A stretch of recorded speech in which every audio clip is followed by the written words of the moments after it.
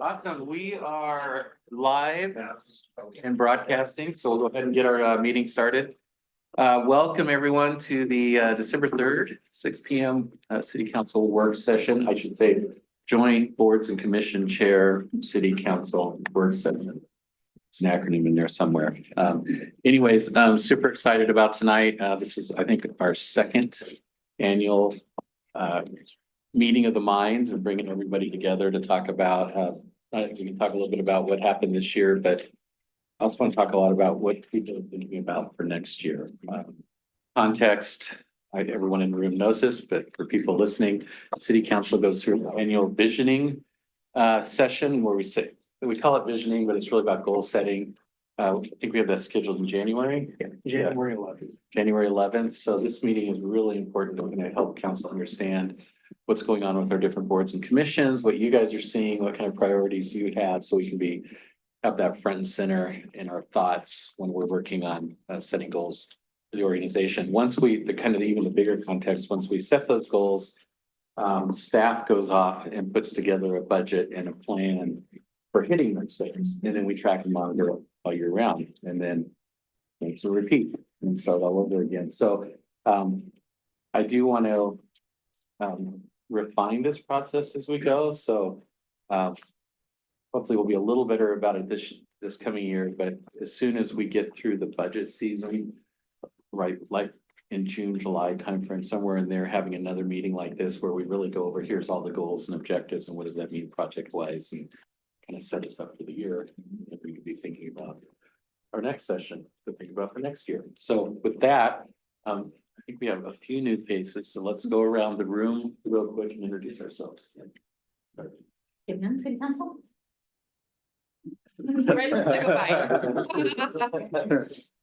I'm Dan Stanky, City Council. Doug Scott, City Council. David Shireman, Parks and Rec. Jen Kessler, Arts Commission. Dana May, Senior Center. Jean Simpson, Planning Commission.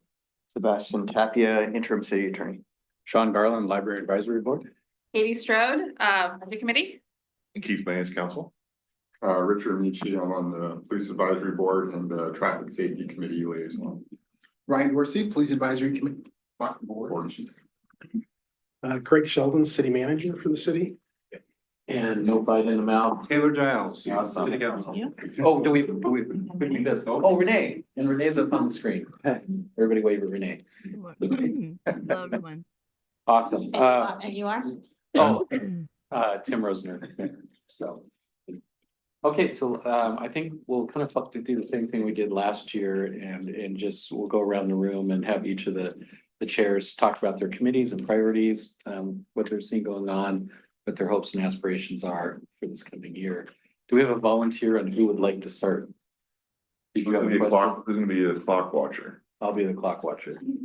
Would you like to start? Sure. So, yes, I will be watching the clock. I saw your list. And you've been in meetings with me. Yes. I think the planning commission, we are having to be nimble on our feet with what state mandates are coming down at every turn. We've got new Senate bills or executive orders, and these are things that our community may or may not understand what's happening. So when things are going to come to the planning commission for hearing, they're going to go, why are you approving this? And we're going to be saying because of state mandates. And so I'll start with pillar 4, which is at the bottom of my list, or pillar 6, sorry, which is citizen engagement. I think at every opportunity, whatever we can do with the website to let citizens know what we're driving through our own code, but what we're being mandated by the state. On that, in our pillar 3, livability and workability, we have a mandatory housing production strategy that the state mandated project that we're going to have to do over the next year. Other mandatory items in pillar 2 in the infrastructure, we have master plan updates. That would be like, for those new people, we have to look at our transportation plan, water, sewer, floodplain maps, storm. I don't know which ones are coming due. I just know that we have master plan updates on the calendar. They have to say multiple. But we don't have to do all of them every year, so. And then pillar one in the economic development, mandatory coming towards us is an Old Town an old plan. Old Town, I'm gonna look it up. Strategic plan, I just was at the meeting last night and don't remember the name of the meeting, but looking at how to provide economic opportunities and look at how code and other things work in Old Town, and then contingent on Metro hearings on our Sherwood West UGB expansion that will create a workflow for us as that comes through. That is a very, very, very full plate, and staff is telling me if we make it through that, great, but in my mind, there's a couple of things that we hear from our community kind of regularly, which is updating the tree code to see if we can improve how trees are protected or not in the community. And this one's in the pillar 3, livability and workability, and the other one that would be new to this community is view corridors. And as we look at code updates, and especially in the Sherwood West, how would that be in our residential communities as we look at view corridors type of development? You got a little taste of that with some of the PUDs off of The town. Yeah, so, and that's been. Yeah, because the Tonkin employment area has a specific need, we have a need for it in our community for that economic development in the industrial areas, and we have been working really hard. And the partnerships that we have with some of the builders that are coming in there resulted in some products that are exceptional compared to what could have been done if we didn't have design standards. And since this community does have industrial and commercial and residential design standards, we have products that are reflective of the values that we have, so. And the last thing that is not a pillar, but is the most, like top of mind right now, is we have several new commissioners, and I want to see if we can get some money for training. We have a lot of, as you guys know, we have to follow public safety laws, and then as we go through applications, going through findings, and if we have concerns about it, being able to adequately address our concerns and get them formulated to the staff to be able to help us facilitate better results when we go through a hearing process, especially if we have a PUD in front of us, which is really just writing. I have a follow-up about both those. Is there a standard training that we can pay for that? Yeah. Okay, I already made it. and then second, on the mandates that are coming out, is there a consultant or somebody? Like, is there someone that can boil those down and say, here's what a planning commission in Sherwood needs to know about that? Or are we expecting our planning commission to?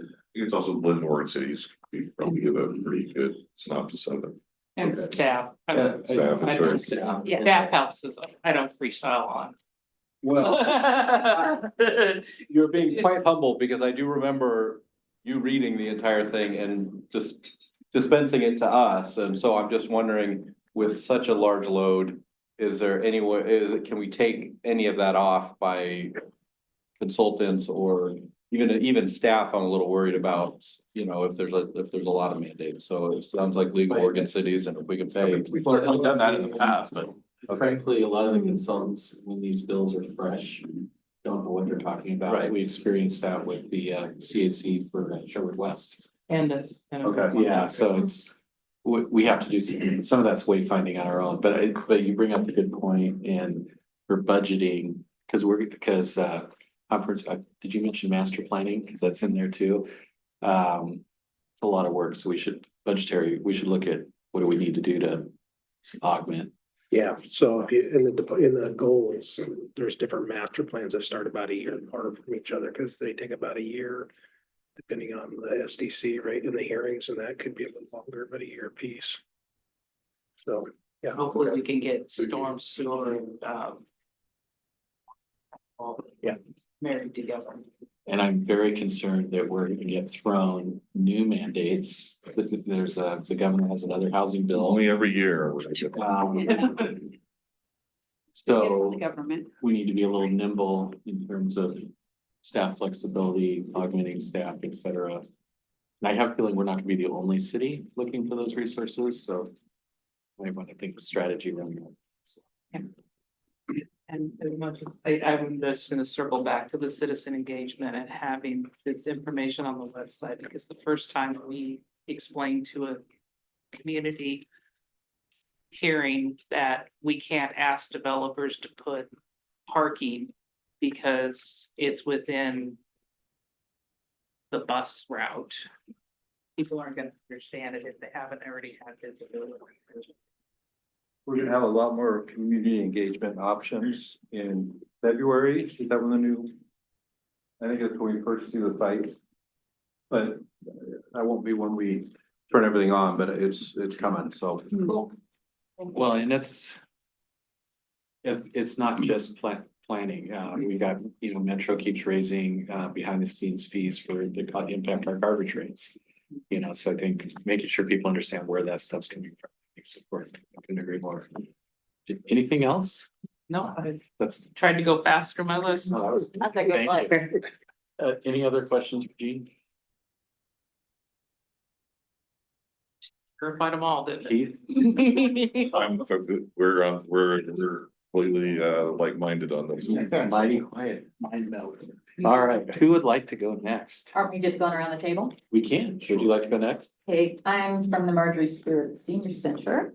And some of the significant accomplishments for this past year was progress on the age-friendly business guide final draft to recommend through 2025. Been doing a lot of work on that. The partnership with the Chamber of Commerce.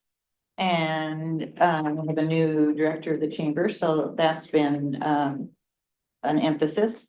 And growth of board membership with the welcoming of 3 new active members. So that's great to have new people on the board. So for next year, we want to continue board membership growth and engagement. We want to complete and launch the age-friendly business guide in partnership with the Chamber of Commerce.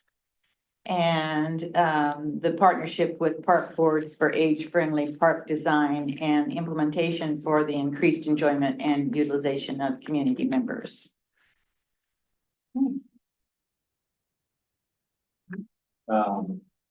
Any questions? Do they talk about what they would like to see in more age-friendly park? Right, it's things, in the park? Yeah. Well, yes, obviously, low activity, low strenuous. The Walking walkways and, we just got that, access to the. Trail. The new trail, that was really nice, because then the members can, go before lunch or after lunch or whatever, things like that. Have you guys talked with the park people yet already, or is there, I I'm know, not sure where Maya's on that, so okay, that's for next year. We have not at this point, but I just made a note, so. great. Awesome. Yeah, because I always envision having those low impact, parkour stations or something. Oh, yeah, those exercise Along one of those trails that just. Benches. Yeah, with benches, but again, it's great for people to run and walk dogs, but there might be some people that just want to do a quarter mile and do some step ups or something, Yeah. stuff like that. So anyway, that's a different kind of park. So I love it. How many vacancies do you have right now? I beg How pardon? many vacancies on your? I think there's 2.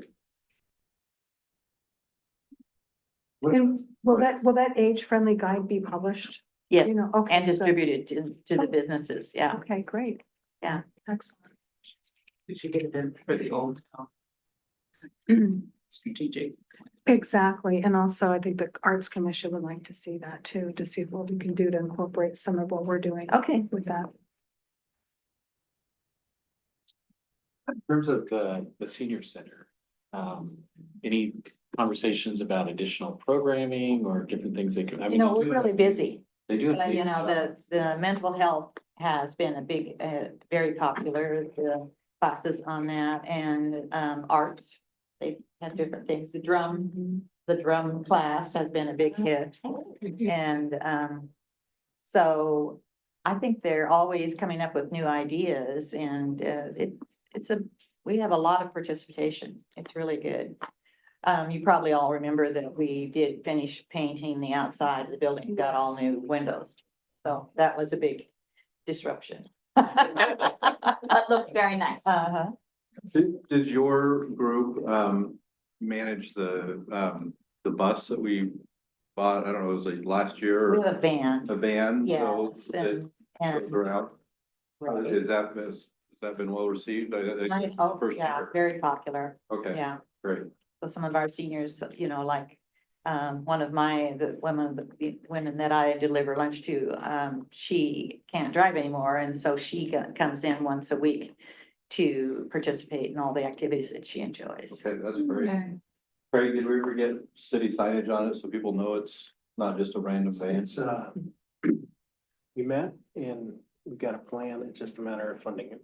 Okay. So either through the budget process or CEP. Okay. Yeah. Yeah, I just wanted you to get credit for it, I want people to say, oh, that's the senior center. Anyway. Well, and we have that service too. Sometimes just seeing it run through town, people don't know about it. Yeah, it's great. And those wraps are amazingly expensive, so, yeah. Okay, awesome. Anything else? I mean, we could look at, there's other options beside, A magnetic sign that's $30. Yeah.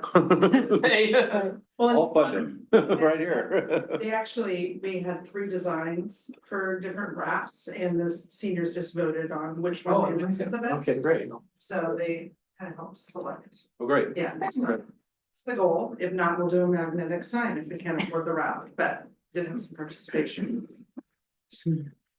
Is there, sorry, does that thing run on a route or is it just you call if you want to ride? How does it work? You call if you need a ride. Okay, and then they schedule it out, whatnot, okay.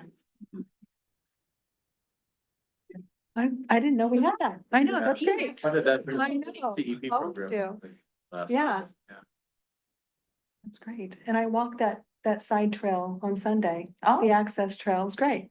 Nice grade, right up off the trail, right back onto, oh my gosh, Pine, what is that street? Sherwood Street. Sherwood Boulevard. How could I forget? Yeah, it was great. Awesome. Well, thank you. Unless is there any other questions? We'll keep going around the room. All right, we've got Arts Commission news. We've had a really great year this year. We started off with maybe a couple of vacancies about mid-year. We have a full team now. We're very lucky to have Counselor Mays as on our team and an advocate for us. It's been great. It's very diverse. I know, it's amazing. I paid her to say that. Occasionally, yeah. We're all quite surprised at his advocacy for arts and his ideas, which are really, I'm like, write that down. Put it in the notes. No, just kidding. But it's been great. We have 3 festivals that we have had 2 good years of great success.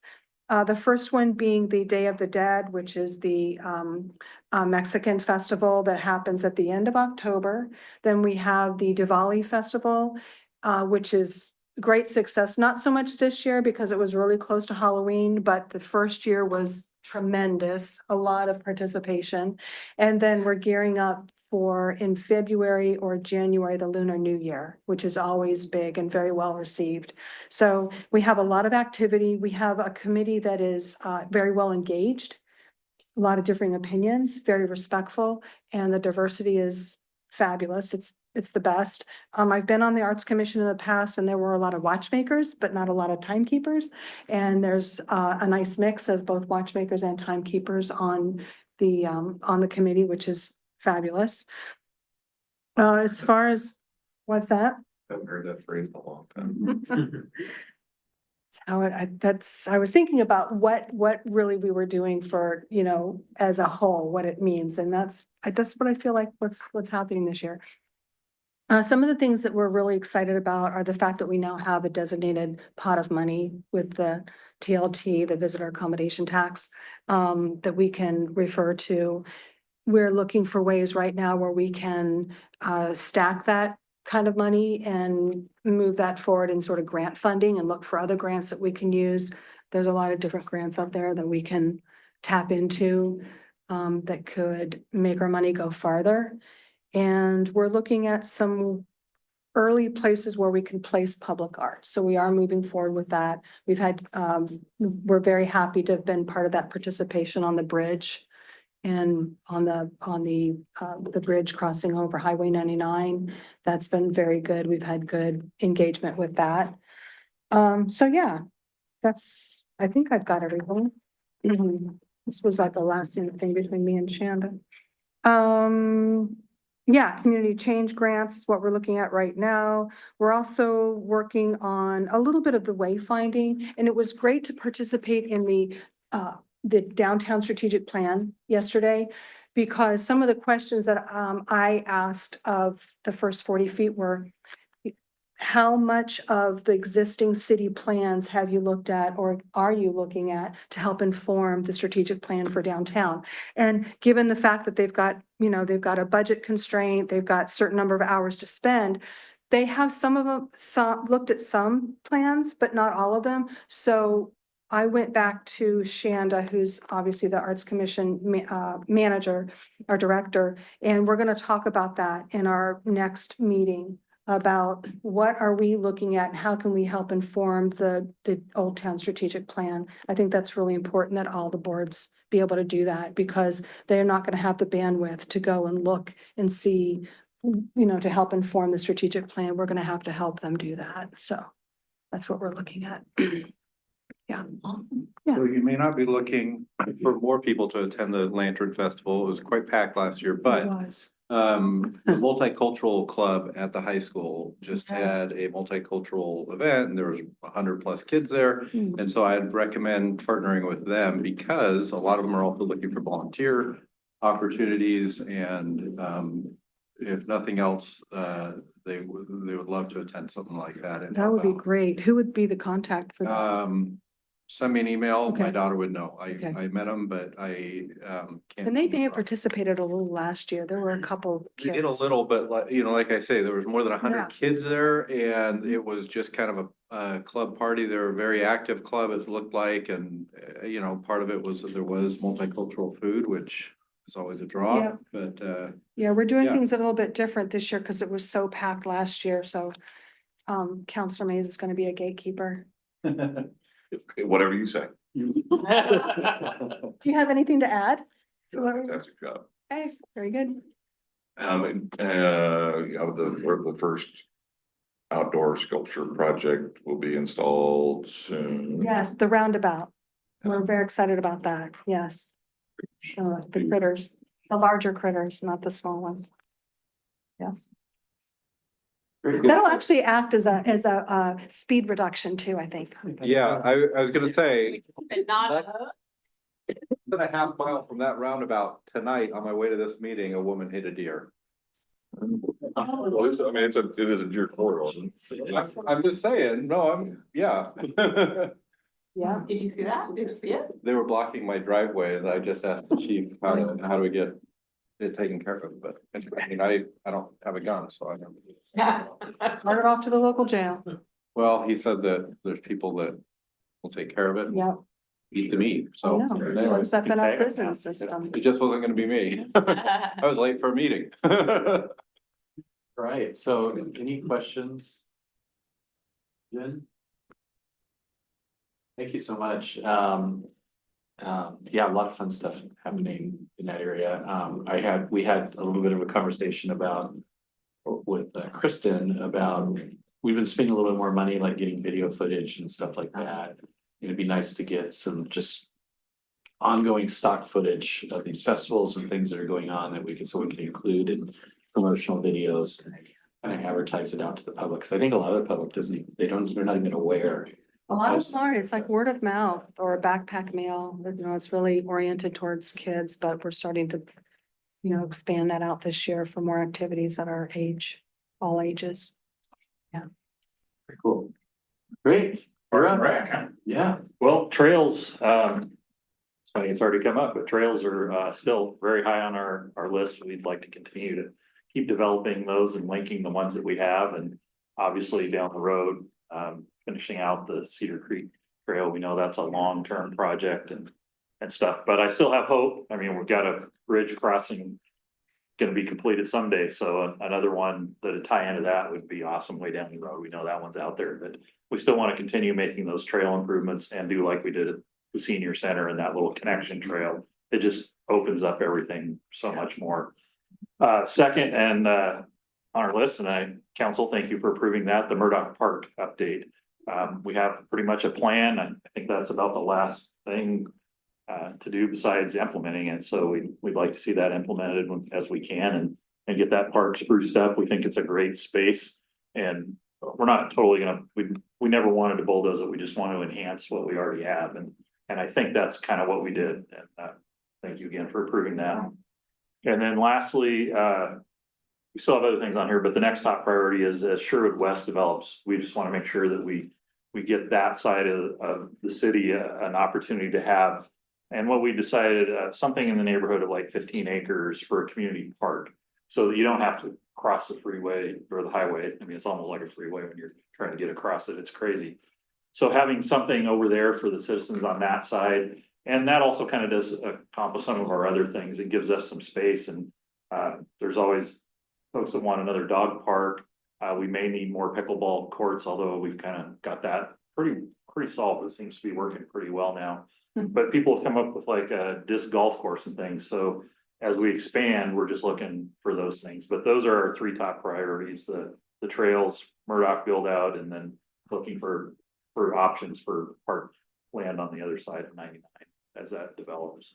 To put it into perspective for those of us who are challenged by knowing what acres, how big is Snyder Park? Anybody know? Is that 12? I think the total is 27. Yeah. Something like. Okay. Okay, Give or Lots and. Yeah, So give or something take. comparable on the other side to Schneider. Well, a little bit. Yeah, basically not, and in my mind, and this is just David talking, I would not want to redevelop Snyder Park over there. I'd like something totally. Yeah, but I mean, totally- size wise, But yeah. size wise, yeah, so it's a destination park, it's got parking and things, but then also throughout the neighborhood. We want to have, smaller ones, for, for little kids can go to, and it's not far. But the big one's definitely the thing that's gonna take the most land and probably the biggest dollars. Is 15 acres enough? 15 to 30. There you go. It kind of depends on what we want to do. Money bags. We talked about, at times a sports complex, but at our last meeting or the last couple we've talked about, we do have a lot of the sports complex parts throughout the city. So putting it all in one is doable, but the price tag would be humongous. So that's kind of bumped down our list. So the 15 acre, it's a little bigger than a neighborhood park, but not quite a regional park. But it's something that we can have activities in and people can go there. And again, you gotta have parking, because I know that's already, parking's come up there. And one of the other things that wasn't on, well, yeah, no, it actually is on there, a universally accessible destination playground, so that it's accessible for all kinds of kids. And we've talked about it in our existing parks, but the first problem you have right off the bat is parking. Because now you're building a destination park, people are gonna come into this because it is unique and stuff, and if we don't.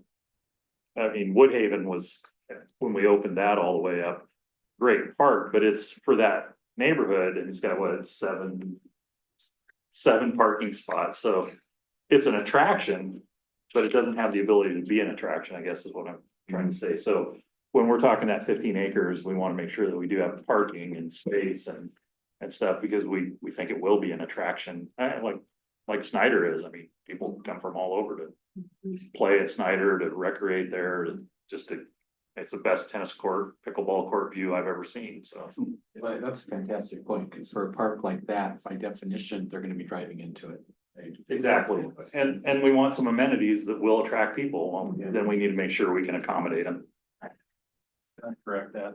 27, it's 22.7. 22.7. I had the 7, it just was. a little- Take a few acres, Greg, no big deal. Old school, an acre. I knew there was a Not 7. quite, but if you think of an acre about a football field. At least 5 of it's not even. It's not exactly, but that kind of gives you an idea. So with Sherwood West, I mean, in the concept. Water tanks and. I can't remember the exact number, but Still way. I think we have like, I think we allocated a 30-acre park. Yeah, over there. We have the sports complex and we have we have two community, large parks in there, we have two. Yeah, and part of the idea, you know, we have to keep with, because we're gonna do comprehensive planning, most likely, we're gonna do master planning, and the great thing about master planning is we can lay all that out and say, this is where the park's gonna be, this is where this is gonna be. So we have an opportunity, and while it does cost money to build these facilities, we're talking about a 20 or 30-year plan out. Gotta have a place to do it first, so. Gotta get it down on. But once you have a plan and, you know, like we're doing with potentially doing an undercrossing at Cedar Creek, you get that initial work done, that initial engineering work, then you become grant ready. And it makes it a lot easier to go after the money. So it's all doing all the right things. That's where we are, and that's what we'd like to see. Yeah. Awesome. By the way, fantastic job on the outreach on the Burdock Park plan. Of all the ones I've been involved in over the years, I think this one had the most That was crazy. input that we've had on anything. Is that Yeah, it was pretty great. correct? I know I was at one of the public meetings and there was 40, 50 people there. Oh.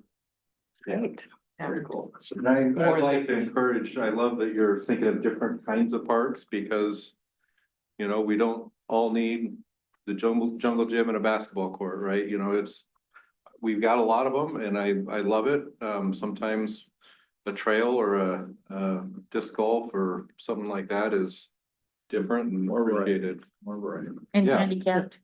And yeah, and the universal. Well, the universal, yeah, accessible. I mean, Playground is a. I gotta say, the one in Hillsborough with that's the giant monkey is worth taking a look at and it's universally accessible. People come there and then there's other restaurants and different things. And as I was sitting and talking to people, all of them, they come there, they go grab lunch. You know, sometimes they come back, sometimes, and so it's a real asset over there. And it's a phenomenal, you know, they also have a rec center and a few other things in that complex, but it's really remarkable. They've got some nature area that you can walk through and it's remarkable. So. Great. I'm gonna move this along. Yeah, go ahead. We've got more folks to get through. So we're gonna skip.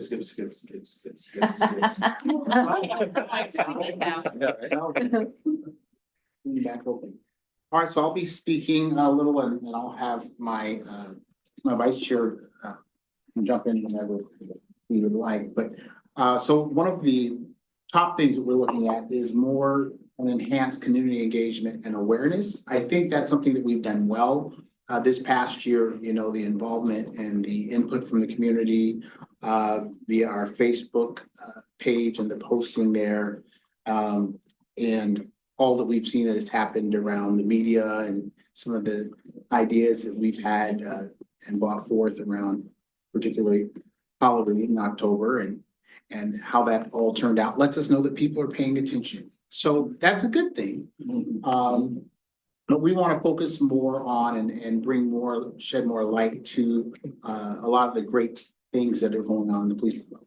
Some of the new technology and tools that we have. We want to really focus on also the mental health successes that we've had through the MHRT, the mental health response team, and how we partnered successfully with them to really put a more sincere and honest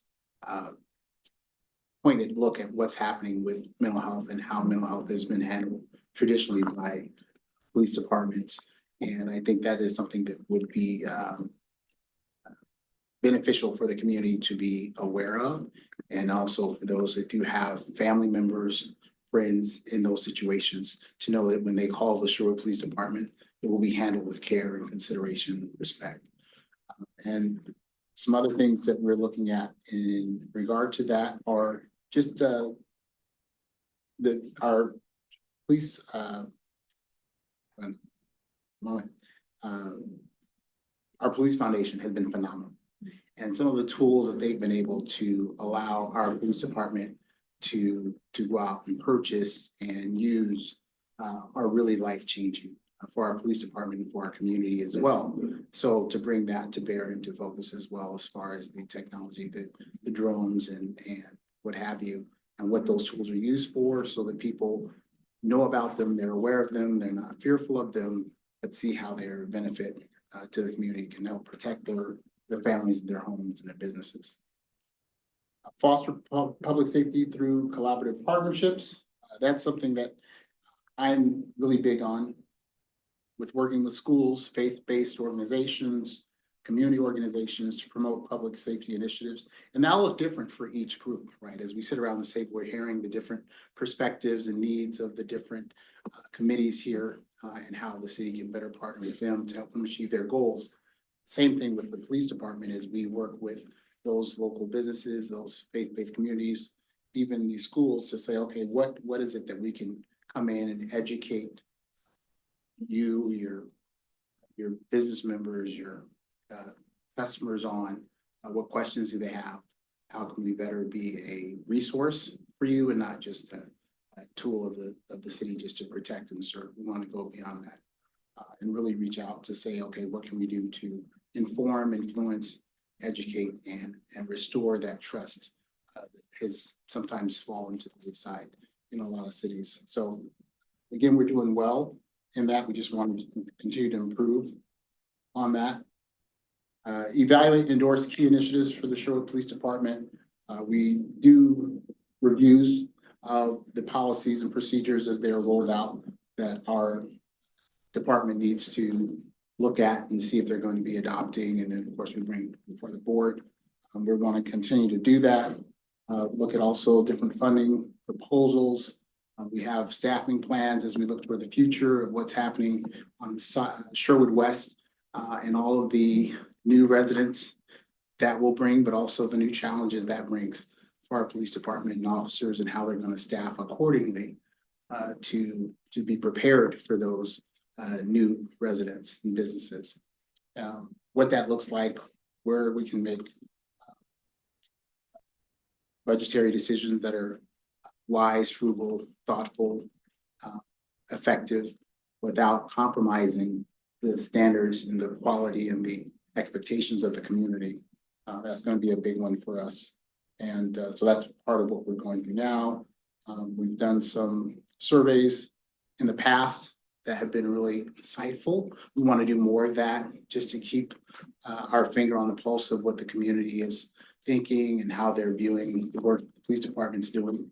And so that's been a huge win for us. We have had those surveys and that feedback, even if it's just to encourage our officers that they are still loved and respected and revered in the community. It's been a big win for us. Okay, I have some traffic stuff after that I talked about for the traffic safety committee. One of the goals that we had this year was to, along the lines of the police board, was to just enhance the community awareness of the board or the committee. I'm sure a lot of people didn't know that it existed, and through the help of the police PIO this summer, we put out a social media post saying, FYI, there's an application, or not an application, a form you can submit if you have any concerns. And basically our workload has filled up for the entire year because of that outreach. It'll likely be an annual thing, just a little kind of hope reminder to everyone. This is out here, this exists, this is the mechanism. But one of the objectives that we're working on coming out of that is there's been a lot of questions about, is the scope of the traffic safety committee appropriate for the types of concerns that are coming in to us. As a quick example, there's a lot of discussion about a crosswalk in front of a school, and talking about with the committee, all the solutions involved things that exceeded the bylaws of the committee, that were outside of our scope. And the discussion there is now centered around, well, when we say there's no more we can do and we push it off, how do we ensure that it doesn't just die as a thought out there somewhere? What more can we do? So there's a lot of discussion right now about looking at how the committee is operating and determining if there's more we can do. And I know that's something council is looking at, is reevaluating the committee as well. But that's something that as a committee, we've been talking about for our goals for next year is what can we do to be more active and have more of an impact as a group there. But you know, it's been a successful year in general of just accomplishing the things that they come across our desk, and you've probably seen some new stop signs and no parking paint on curbs and just some stuff here and there kind of popping up and enhancing the city. So a lot that they've been able to accomplish. Awesome. Yeah, I just want to add to that. I would actually propose we change the name to the Pedestrian and Traffic Safety Committee. But you're absolutely right. We've been talking a little bit as a council in terms of making sure the committee is empowered. And when I say empowered, that doesn't mean, carte blanche, but like if we're gonna have I'm just making this up, and we actually have a work session planned for January. We're gonna bring your committee in with council. Or in 2 weeks. Yeah, 2 weeks. Where we're gonna talk about this in a little bit more detail, but there's a whole wide range of tools like you brought up. There's some of it's like simple things. We could just put a radar trailer out there, or do we invest in portable speed photo radar, trucks that we can put around town and change behavior, all the way up to we need to completely redesign this intersection. But I think, which obviously is a big dollar project and it goes into a process, but I think the traffic committee still even has a role in that, much like the Parks Committee has a master plan for parks, what's the role of the traffic committee in making sure we have a plan for safety in the community? And we're looking at that. So we need to have some conversations, make sure we're hitting on all cylinders. And a lot of the stuff is happening. Like we have a project running right now where we're trying to get funding for the intersection of Trimble and Sunset. So part of this too is communication, to your point, is making sure the community knows, yes, we have things in the works, to address some of the problems they're concerned about. So And it'll be a good work session. There's a lot of points to talk about. Yeah. And that is one part of the awareness aspect is I feel recently we've made the public aware that this committee exists, but the fruits of the labors aren't, Don't they're get not out. broadcasted. Yeah. No one's getting a bullhorn and going out there and saying, here's what's happening. We don't even, as a counselor, we're never told what you guys do. Serious. Yeah, It's we don't. that's part of Unless I go read the minutes. We want you to know what we're thinking. We want to know what you're thinking and make sure that we're all kind of walking. Sometimes after the fact, I'll ask the city manager or somebody, it's like, yeah, that's where that sign came from. Well, it's also, there's no counselor as a liaison. So normally as a liaison would funnel back to council as our other assignments. So if it becomes a standalone board, then maybe there's a council liaison. So I come to the police meeting and give bullet points. And then, you take that to the council meeting. Theoretically, I should, yes. Very summarized. Awesome. I want to say from the planning commission perspective, something must be working right because we used to get a lot more people coming to the planning commission to complain about traffic safety things. So the word's getting out enough that they have found a vehicle or an avenue, a way to get their voices heard. So I find that to be very encouraging and knowing that that's a place we could send people. And then I think it would be good to have your committee look when we go through the TSP update to see what projects that's like, that's not their master plan, but it would be a feeder to it. I think I brought this up before, we've discussed it maybe before, but I still think the traffic safety committee should be a committee reporting to council instead of a subcommittee of police. That's probably changed. We're talking a lot about that. And, I don't want to step on anyone else's time too much, but one thought I had, and actually was because of Craig, he sat on one of the weekly meetings and said you had a goal to try and get to every single board meeting. And it got me thinking, I was looking at, for example, the pedestrian bridge. We talked about it, police component of that.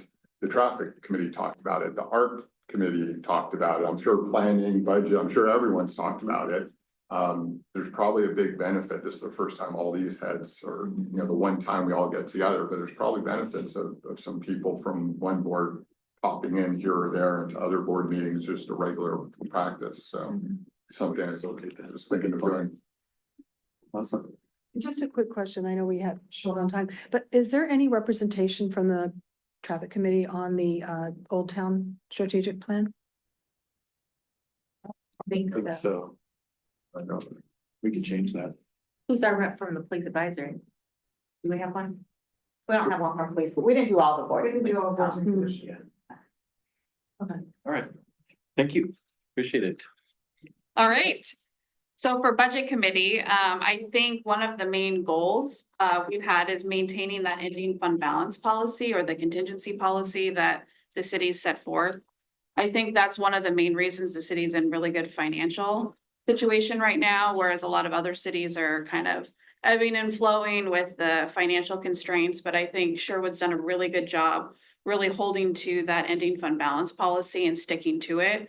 I know every year we reevaluate like one-time expenses versus that long-term 5-year plan. And I think, you know, everybody has done a really good job looking at, you know, 5 years out and really sticking to staying above that 20% ending fund balance policy. And, you know, there's always things that come up and there's always needs. And I think the city's done a really good job balancing that.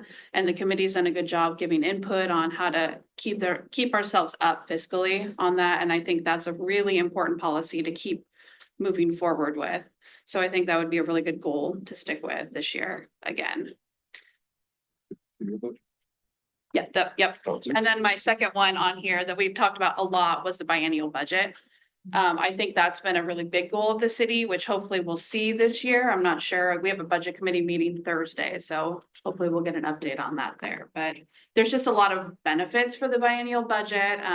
One of the big ones being staff time, which I see on the fiscal policy pillars on there. There's just a lot of deliverables on there that I think on that second year of the biennium, when you're not doing a budget, you would have a lot of time to fulfill those deliverables for the council goals on that. So I think there would be a lot of benefits to moving to a 2-year budget.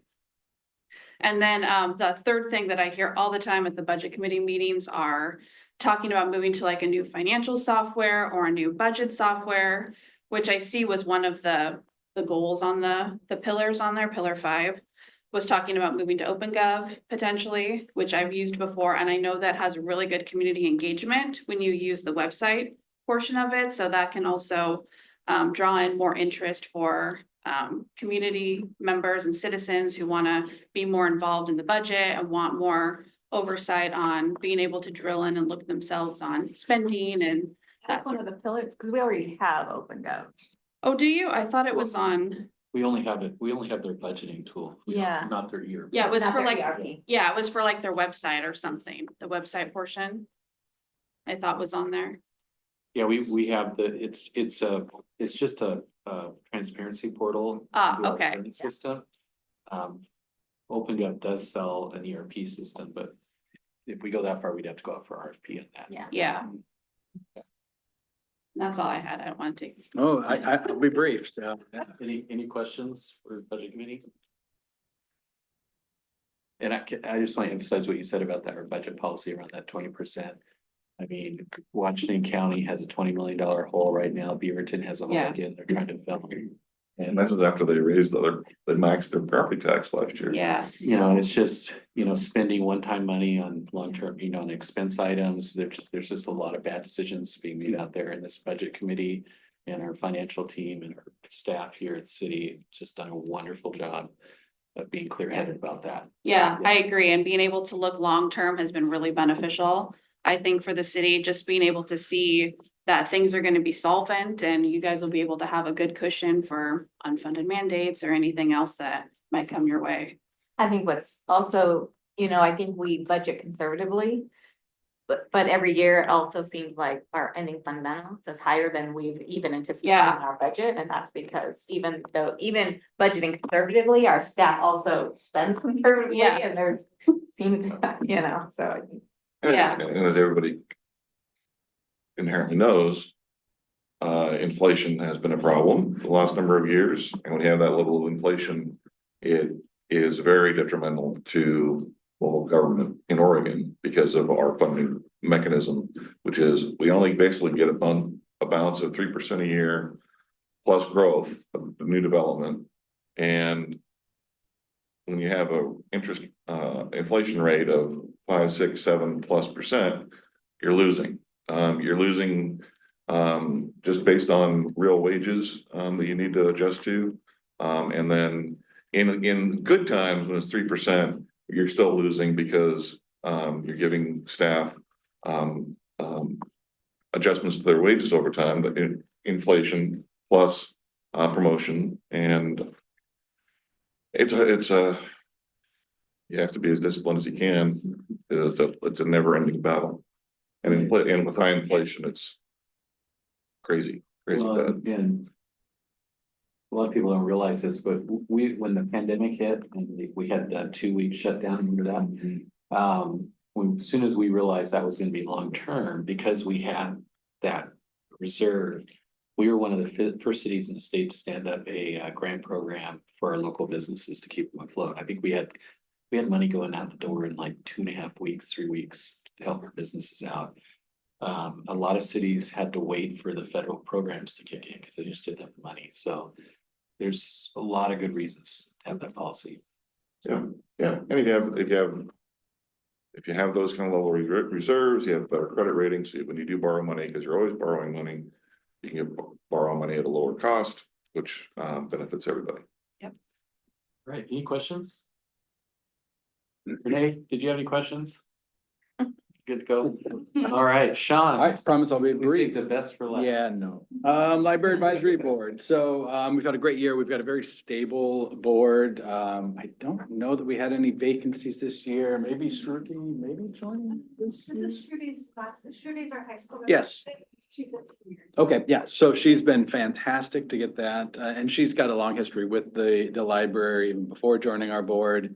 Many of our members have been on the board for years, so we've got a lot of good, stable, historical knowledge built up there. So we've been busy this year. Thank you to our liaison, Councilor Giles. We've been doing a lot of work on funding, governance, and also building up our Sherwood Library Foundation, similar to the Police Foundation, looking for ways to really bring in money. As you know, a lot of our funding is very closely tied to WCCLS. Because I just love it.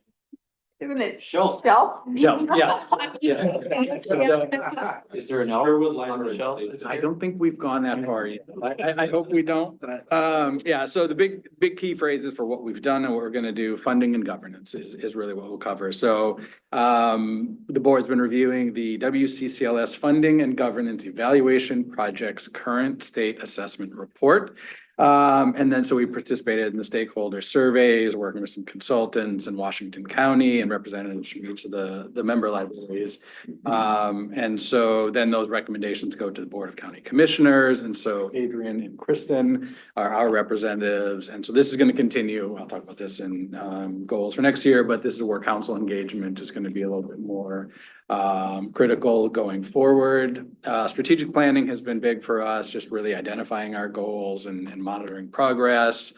Again, working with consultants to apply design thinking principles. And so those goals are really, could be summarized as 2 categories of staff facing, which is really fiscal responsibility, capacity and efficiencies, and then public facing, which is obviously very important to us as a library. So accessibility, languages, cultural appreciation, technology. And we have a lot of great board members who have a diverse background in working with Washington County and working in social work areas. So they have expertise in, for example, trauma-based reasoning and thinking. And so when we're talking about the accessibility of the building, it's not just are there wheelchair ramps? Are there ways to get in? But what about the lighting in the parking lot? Does somebody feel safe approaching from the back and the front? You know, so we've got a lot of really great thinkers on the board that see things from many different lenses.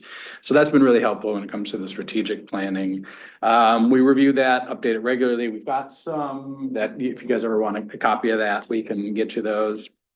Outreach has been important this year as well. You may be aware of the program, the partnership we did with Sherwood School District to the student card project. Over 1,000 students opted into that program. So start the kids reading early. It's better for our entire community. For any of the public that might be watching, do you want to just quickly say what Yeah. that partnership was? Yeah, so what we did is we worked with the school district, reaching out to students really to engage them to find out, really who needs a library card, who doesn't have a library card, and making it easy for them to access getting a library card. So it's just a great program. It went really well.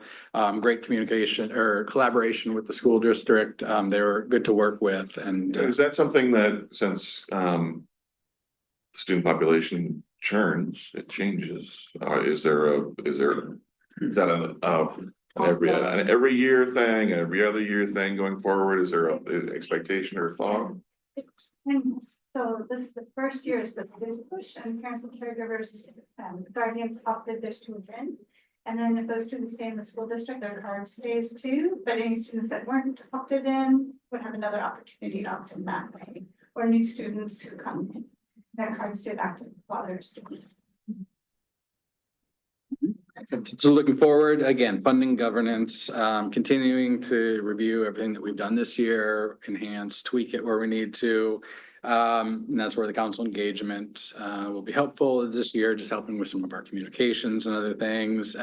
Big year for reviewing proposed base level services, the future state assessment report, proposed levy rates, and updated funding distribution formula that might lead to some new IGAs with Washington County and member libraries. And so, as I said, the word levy, participate. Come back and clarify that. for Yeah, everyone. yeah, participating in the levy messaging and voter education. From who's gonna put the levy out? Well, yeah, so November 2025 is gonna be a countywide library levy, so. What we would like to be able to do is advise on that where we can as a board. Hold on, just real quick. It's, the idea is that there is one currently that we are paying now. Yep. Right, this is to essentially replace that. Another 5 year. Right, Yep. It's a renewal, but they're talking about changing the rate. And if I could just add a little. Reviewing, yeah, Increasing yeah. it. Yeah, while we're here. Yeah. Washington County has a $20 million budget they gotta fill. What a lot of people don't understand is 40% of the library, the WCCLS funding comes from the Washington County General Fund. The rest comes from the WCCLS levy. Or, sorry, 60% comes from general fund, 40% comes from the levy. The problem, so I am very concerned, and a lot of the mayors in Washington County are very concerned that Washington County will try to dip into that 60%, sorry. To help backfill their shortfalls in the general fund. So your comment about getting help from council and law and making sure that we're being made whole in terms of that funding is really important. Yep. Other than that, of course, just strategic planning for the year, as always, looking for ways to enhance the accessibility to the building, making things better, library foundation, seeing what we can do with that. A lot of neat ideas that we've got so far to kind of make this building that we share, or that you guys use here, make it even better for the community. So We appreciate it. Thank you. yeah. So yeah, no, she knew I'd have to go rogue at least once tonight. So yeah, that's it for library board. Any questions for Sean? Renee, you got a question? I don't have a question, just a comment. Kudos, Sean, to you and the library board for using the trauma-informed lens in your approach to the community. I'm grateful for that. Thank you.